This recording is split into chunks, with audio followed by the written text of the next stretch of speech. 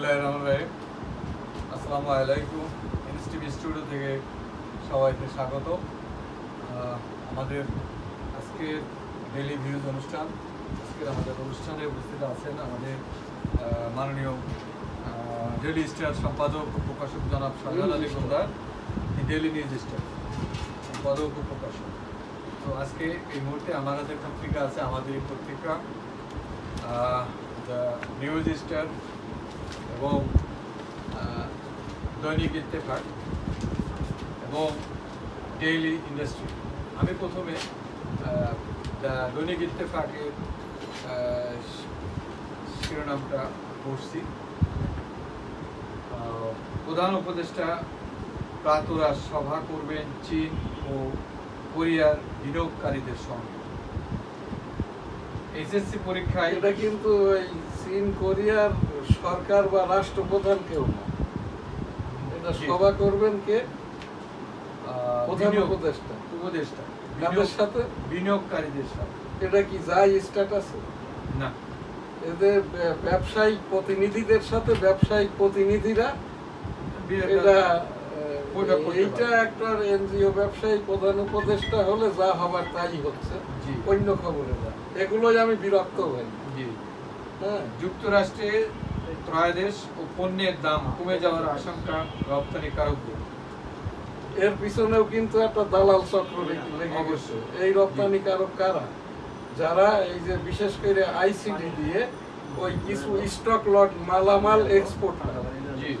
এখানে ডিউটি শুধু বাংলাদেশেরই তো কম, 37.5%, শ্রীলঙ্কা 44%, এই ইন্ডিয়া 70%, চাইনার জন্য 104%। আমাদের এখান থেকে এই যে ট্যাক্স বাড়লে যেটা আর কি অন্য দেশে চলে যাবে ব্যবসা, ওই সেই ভিয়েতনামেও কিন্তু আপনার 44%। এইরকম কোনো সম্ভাবনা নাই। এখান থেকে আমি এই যে এখন তো আর গার্মেন্টস কারখানায় আর কি 1000ও নাই চট্টগ্রাম ঢাকা মিলে। বন্ড লাইসেন্স আছে মাত্র 150টির মতো। এখন এই যে কথাটাই বলছে ব্যবসায়ী নামে, এরা দালাল, এরা কোটায় আর কি ওই যে মাস্টার এলসি কিনা বেচা করে, বাইং এর কোটাটা কিনা বেচা করে, দালালি কাজ করে চক্র। এইটা নিয়ে বিভ্রান্ত হওয়ার কিছু নাই। আপনি দেখবেন বিজিএমইএ, বিকেএমইএ, বাংলাদেশ পোশাক রপ্তানিকারক এবং আমাদের যেটা টেক্সটাইল সরকারিভাবে, এনারা কে কি বলছেন? আর এই পত্রিকাটা যদি ইত্তেফাকের হয়, ইত্তেফাকে এখন কোনো সম্পাদক, সাংবাদিক এবং বিভাগীয় সম্পাদক নাই। যেটা আমি ইত্তেফাক পত্রিকাটা 1977 সাল থেকে পড়ি, 81 সাল পর্যন্ত অন্য জায়গায় পড়তাম। 81 সাল থেকে টাকা দিয়ে কিনে আমি এই যে ইত্তেফাক পত্রিকাটা পড়ি। আমি ডেইলি নিউজ স্টার ইংরেজি সংবাদপত্রের যেমন সম্পাদক, এই যে সাংবাদিকতা প্রকাশনা আইন এবং ইউটিউব সামাজিক আইন সাংবাদিকতা আইসিটি অ্যাক্ট, এই বই দুইটির অথর। এটা 30 বছর আগে লিখিত এবং এটা হচ্ছে 2018 সাল থেকে আর কি। বইটির মূল্য 500 টাকা, এটির মূল্য 300 টাকা।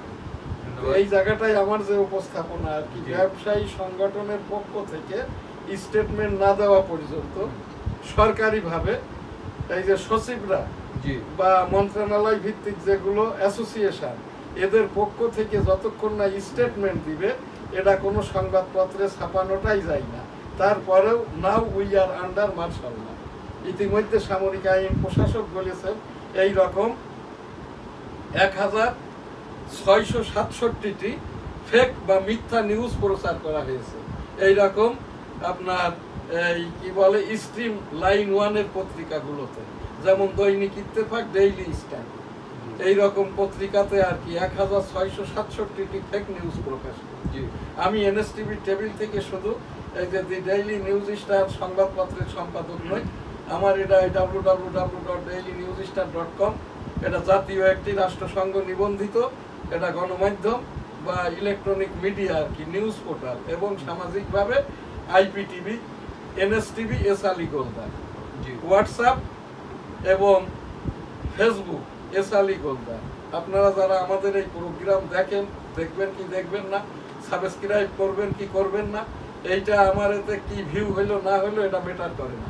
আমি একজন মুক্তিযোদ্ধা, 1971 সালের রণাঙ্গনের 265 দিন মুক্তিযুদ্ধ করতে যাই, আমার কানটা নষ্ট, এখনো নষ্ট।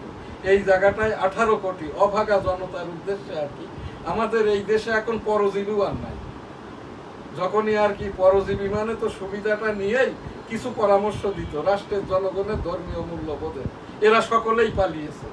এরপরেও এই যে মিজানুর রহমান, এখন একটা লোক, একটা মাওলানা, বৃদ্ধ মাওলানা, নোয়াখালীর লুৎফর রহমান মাওলানা, ইনি কিছু কথাবার্তা বলছেন ফিলিস্তিনের ওপরে। এই যে মিজানুর রহমান 1 কোটি টাকা নিয়ে যশোরে যে জামাত ইসলামের এই যে গামাল করে এসছে, মাইকিং করে এসছে, এরপরে ধর্মীয় মূল্যবোধের লোকজন মাওলানা সাহেবরা জনগণ বুঝে ফেলেছে এই মিজানুর রহমানকে, সে তো নামেও বৈষম্য, পদবিতেও বৈষম্য। রসুল সাল্লাল্লাহু আলাইহি ওয়াসাল্লাম বলেছেন তোমরা অন্যের পদবি ব্যবহার করিও না। আর এই মিজানুর রহমান তার শিক্ষা প্রতিষ্ঠানটাকে পদবি হিসাবে ব্যবহার করত। আমাদের বাংলাদেশের মাওলানা সাহেবরা এটাকে ইন্ডোজ করত। যদি শিক্ষা প্রতিষ্ঠানের ডিগ্রি যদি পদবি হয়, তাহলে তো এই সে দেলোয়ার হোসেন সাইদি হুজুরকে তার পদবিটা, তার ডিগ্রিটা কি কম? ইনি তো একমাত্রই আমাদের এই দেশের ব্যক্তি, দেলোয়ার হোসেন সাইদি সাহেবই আর কি সৌদি আরবের গিরান মুক্তির মাধ্যম দিয়ে বাইতুল্লাহ, আল্লাহর ঘর, কাবা ঘর, যেখানটায় উনি প্রবেশ করতে দিয়েছেন এবং নফল নামাজও করেছেন। যেই কাবা ঘরের ভিতরে কথিত আছে একসময় 350 দেবদেবীর এই যে মূর্তিটা ছিল, সেই দেলোয়ার হোসেন সাইদি হুজুরকে কিন্তু কোনোদিন বলে নাই আর কি যে আমি মুফতি হুজুর। এটা বলতে হয় না? আপনি কি বলেন? আপনি তো সিনিয়র জার্নালিস্ট, এইটা কি ব্যবহার করা উচিত? আর এই যে মিজানুর রহমান কোটি কোটি টাকা নিয়ে হেলিকপ্টারে চড়িয়ে মিথ্যাচার করে জামাতের এই যে প্রোগ্রামটা করে এসছে, এটা কিন্তু আমি এই 18 কোটি আমাদের এই দেশের মুসলমানদেরকে জানাচ্ছি। এবং এই তাবলিকের যে 2.5 খণ্ড হয়েছে 2026-এর তাবলিকটা যাতে আর কি এক কাতারে হয়।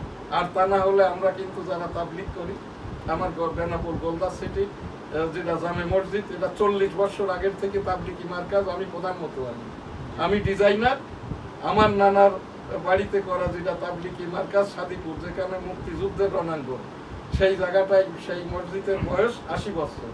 আমার নানা হজ করেছে 80 বছর আগে, আমার মা বাবা, এটা তো প্রায় 40 বছর আগে। আমি নিজেও আল্লাহর ঘর রসুল সাল্লাল্লাহু আলাইহি ওয়াসাল্লামের রওজা জিয়ারা করেছি দশককাল পূর্বে। তো এই জায়গাটাই আর কি রসুল সাল্লাল্লাহু আলাইহি ওয়াসাল্লামের ওই হাদিসে আমরা মেনে চলি, অন্যের পদবি ব্যবহার না করি, রসুল সাল্লাল্লাহু আলাইহি ওয়াসাল্লামের মতো যাদের নাম, তাদের নামটা না ধরে ডাকি। এবং আর কি রসুল সাল্লাল্লাহু আলাইহি ওয়াসাল্লামের বিদায় হাজের এই যে ভাষণ, যেটা 33 পয়েন্টের, কিয়ামত পর্যন্ত পাক কালাম এবং হাদিস পাক, এইটাই আর কি। এবং সময়ে সময়ে আলেম ওলামাগণ, আল্লাহ ওয়ালাগণ, পীর মাশায়েখগণ আর কি এইটাকে টেনে নিয়ে যাবেন ওই সেই ফিলিস্তিনিদের জন্য আর কি। আস্তাগফিরুল্লাহ রাব্বি মিন কুল্লি যামবি ওয়া আতুবু ইলাইহি ওয়া লা হাওলা ওয়া লা কুওয়াতা ইল্লা বিল্লাহিল আলিয়্যিল আযীম। আমিন রাব্বুল আলামিন। এইটাই কি কারণ 1 কোটির ভিতরে 22 লক্ষ মুসলমান ইসরায়েলে, সারাউন্ডিং এরিয়াটা 22,000 বর্গ কিলোমিটার।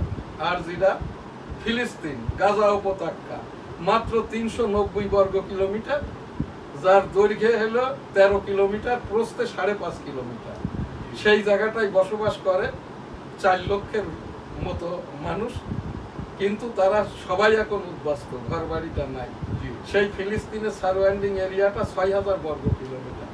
রাব্বুল আলামিন পাক পরওয়ারদিগার, এটা ইহুদিদের কোনো দেশ নাই। ওই সেই আমেরিকা, উগান্ডা থেকে 1947 সালে এই ইহুদিদেরকে টাকার বিনিময়ে ইসরায়েলে বসতি গেড়ে দেন। ইসরায়েলি দেশ বলতে আমি রাজি নই, স্থান বলতেও না, কারণ বাইতুল মুকাদ্দাস, যেখান থেকে মহানবী রাসূল সাল্লাল্লাহু আলাইহি ওয়াসাল্লাম মেরাজে গিয়েছিলেন, নিয়মতান্ত্রিক নামাজ এবং রোজাকে এনে দিয়েছিলেন, যেটার উপরেই আমরা ভিত্তি করে চলি, সেই জায়গাটাই আর কি। হয় তুমি ওই মুসলমানদেরকে মাফ করে দাও, বেঞ্জামিনকে কি বলে ধ্বংস করে দাও। আস্তাগফিরুল্লাহ রাব্বি মিন কুল্লি যামবি ওয়া আতুবু ইলাইহি ওয়া লা হাওলা ওয়া লা কুওয়াতা ইল্লা বিল্লাহিল আলিয়্যিল আযীম। লাল ফিতার দৌরাত্ম্য বন্ধে সরকারি পদক্ষেপ জানতে চান বিদেশি বিনিয়োগকারীরা। এইটাও কিন্তু এইটাও এই দেশীয় দালাল, এই দালালরাই বলবে আর কি। এই যে দেখেন আপনার তো বড় গার্মেন্টস কোম্পানি, ওই লাল ফিতার যেখানে ঘুষ দেওয়া লাগে, টেন্ডার ইত্যাদি কিনতে হয়, কিউতে যেতে হয়, আমরা করে দেবো, আমাদের পার্সেন্টেজে আসে টাকাই দেয়, এইরকম খবরটা আমরা প্রচার না করি। আমি একটি জাতীয় গণমাধ্যম, আমি কোনো ইউনূস সরকারের কাজ করি না, হাসিনার কাজও করতাম না, খালেদা জিয়ার কাজও করি না, এরশাদের কাজও করি না। আমি 1988 সাল থেকে আর কি এরশাদের সময়ও আমি 4 বছর সাংবাদিকতা করেছি। যে সাংবাদিকতার ফলশ্রুতিতে জল জানত তৎকালীন আর কি বিএনপি সরকার 1994 সালে যশোর বেনাপোল রেল লাইন উচ্ছেদ মর্মে এই যে 100 কোটি টাকার বাজেট বরাদ্দ করে তৎকালীন পশ্চিম ও অঞ্চলীয় রেলের ডিজি 10% কমিশনের বিনিময়ে অর্থাৎ 10 কোটি টাকা নিয়ে রেল লাইন উত্তোলন মর্মে এটা টেন্ডার নোটিশ ইস্যু করে। ওই আমি নিউজ করেছিলাম দৈনিক ঝিনাইদহ পত্রিকায় যে যশোর বেনাপোল 36 কিলোমিটার রেল লাইনের 2 ধারে সম্পদের পরিমাণ 8,000 কোটি টাকা, কিন্তু খবরে প্রচার করা হয় 80,000 কোটি টাকা। এখন সেই সম্পদের পরিমাণ প্রায় 3 লক্ষ কোটি টাকা।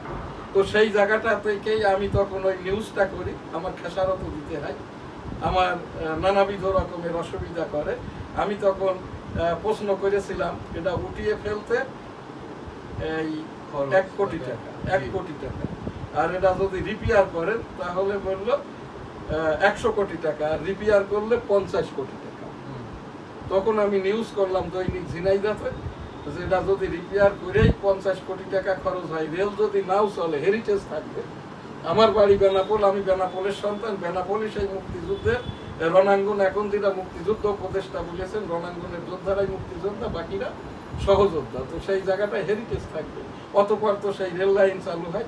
এখন সেখানটা দিয়ে আর কি আমাদের রূপসী বাংলা যেটা 3 ঘন্টা 15 মিনিটে কমলাপুর থেকে বেনাপোল, এরপরে তো যেটা আছে বেনাপোল এক্সপ্রেস, আরো অনেক ট্রেন মৈত্রী এক্সপ্রেস যেটা কলকাতায় যায় আর কি।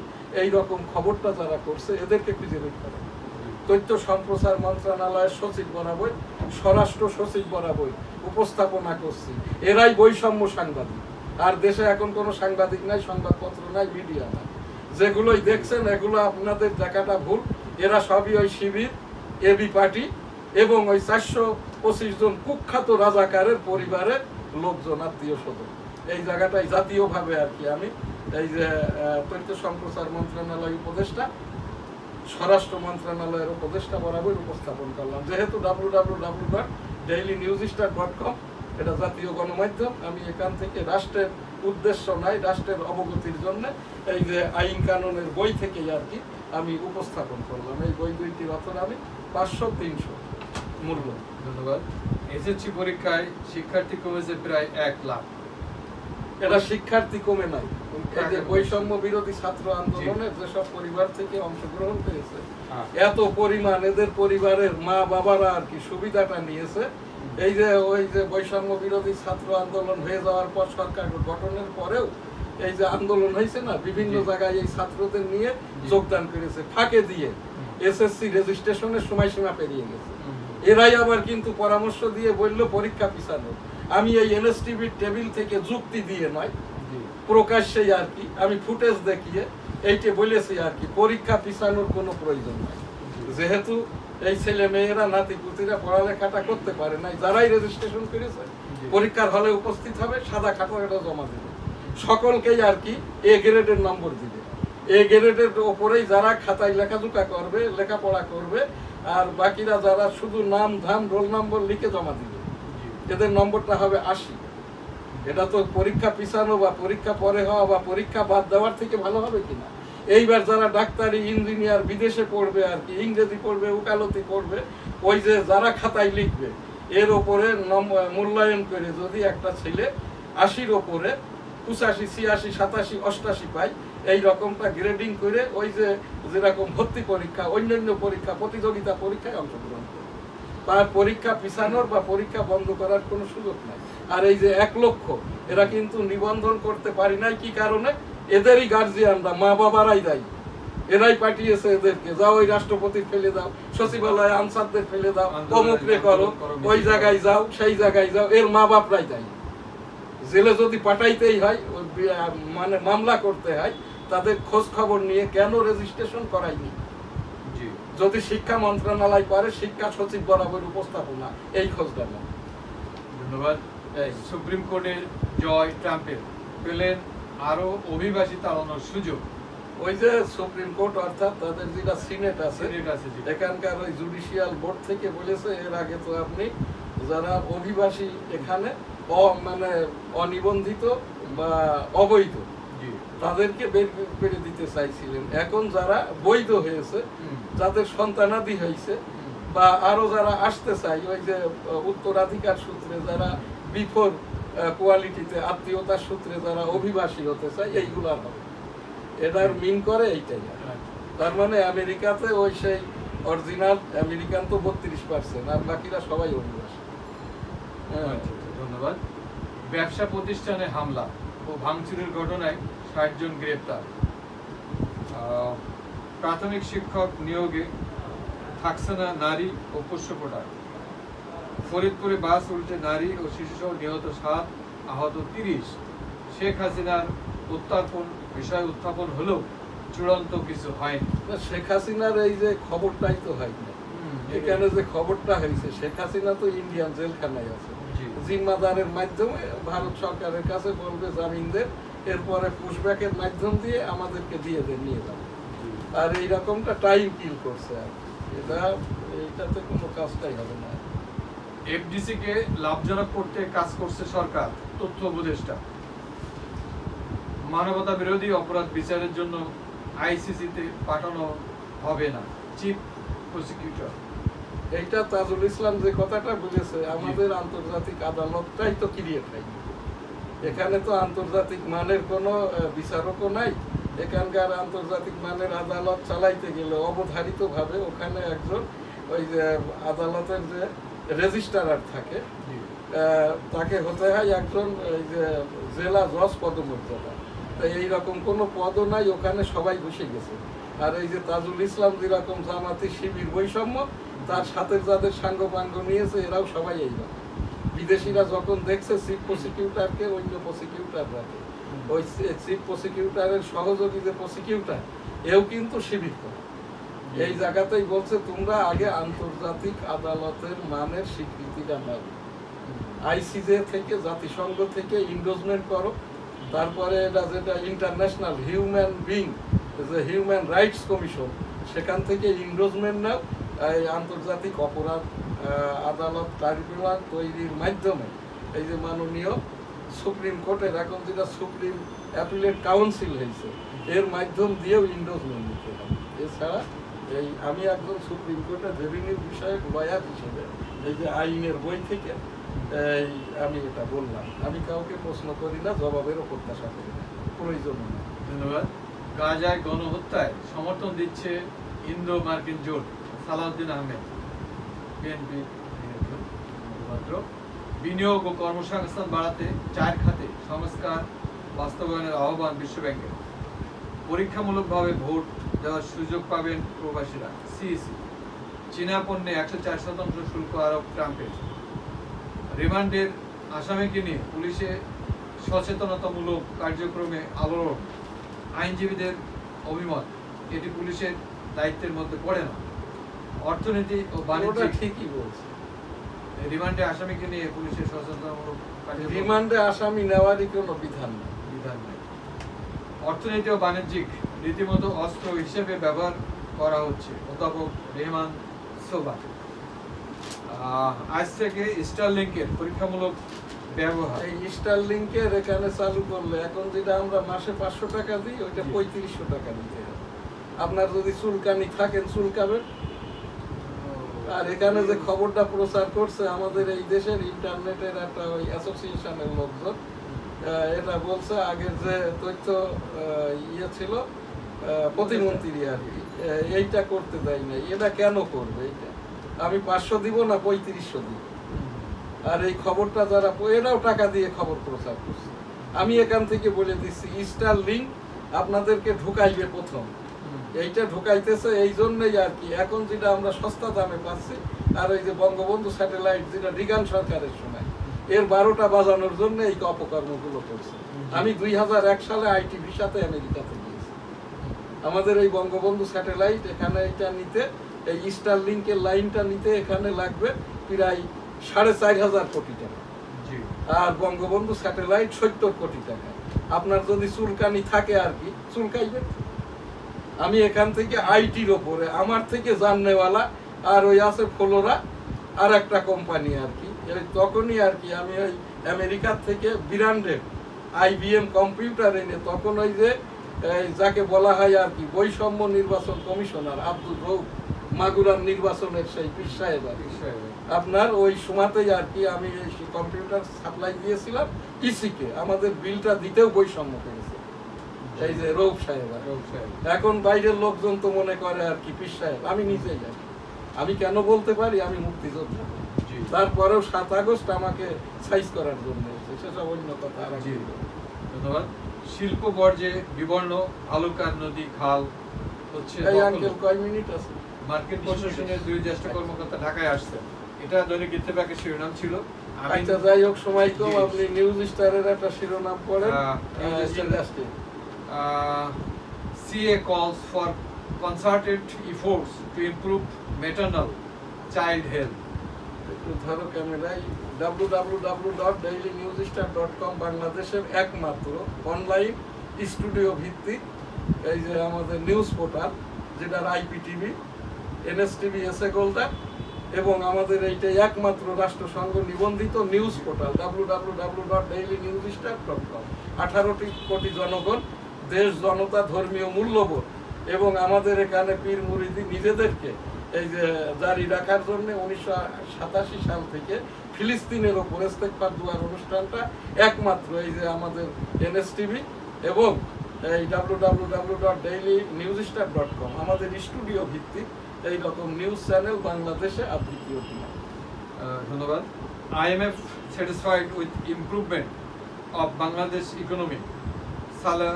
সালেউদ্দিন, এই সালেউদ্দিন সাহেব বলছেন ওনার কথা ভালো কথা, এইটা যদি হয় ভালোই আর কি। এখানে আপনার ইন্ডাস্ট্রি থেকে একটা ডেইলি ইন্ডাস্ট্রি আমি শিরোনাম আমার এখান থেকে আমি আবারও উপস্থাপন করছি। আমাদের www.dailynewsstar.com, Facebook, WhatsApp S Ali Goldar, আমাদের যেটা ইউটিউব NSTV এসএ গোলদার। আপনারা এখান থেকে আমার ভিউ বাড়ানোর জন্য না, আপনি যদি দেখেন আপনি জানবেন, আপনি শুনবেন আপনি বুঝবেন, বিভ্রান্ত হবেন না। ধর্মীয় মূল্যবোধে আপনার ঈমান আমল যেটুক আছে নষ্ট হবে। মিথ্যাচার মিথ্যাচার মিথ্যাচার করতে করতে আর কি ধর্মীয় ভাবে আর কি এখন আমাদের এই দেশে আপনারা একটা মাত্র ব্যক্তিকেই বেশ করতেন, দেলোয়ার হোসেন সাইদি হোসেন, তাকেও এখন বৈষম্য বানানো হয়েছে। এই যে মিজানুর রহমান যখন আর কি জামাত ইসলামের নিয়ে এই যে মার্কেটিংটা করতে গেল, তখনই কিন্তু সাধারণ জনগণের কাছে ধরা খেয়ে গেছে। যশোর মিটিং করেছে, এখানে 2 লক্ষ লোকও হয় নাই, বলছে 20 লক্ষ লোকের উপস্থিতি। এখান থেকে আর কি আকিস গ্রুপের যে ম্যানেজিং ডিরেক্টর এবং ওই যে আদ্দিন হাসপাতালের MD 2 ভাই মিলে আর কি 1 কোটি টাকা দিয়েছে। এই যে ডাক্তার মহিউদ্দিন সাহেব হচ্ছেন জামাতের রোকন, এখন কেন্দ্রীয় শুরা বোর্ডের আর কি উনি অন্যতম সদস্য আর কি। তো এই জায়গাটায় আমি উপস্থাপন করছি, আমরা ধর্মপ্রাণ মুসলমান, আমাদের এই জায়গাটা থেকে তাবলিগ খণ্ডিত করবেন না। 2026 সালে তাবলিগ আমরা একসাথে করতে চাই।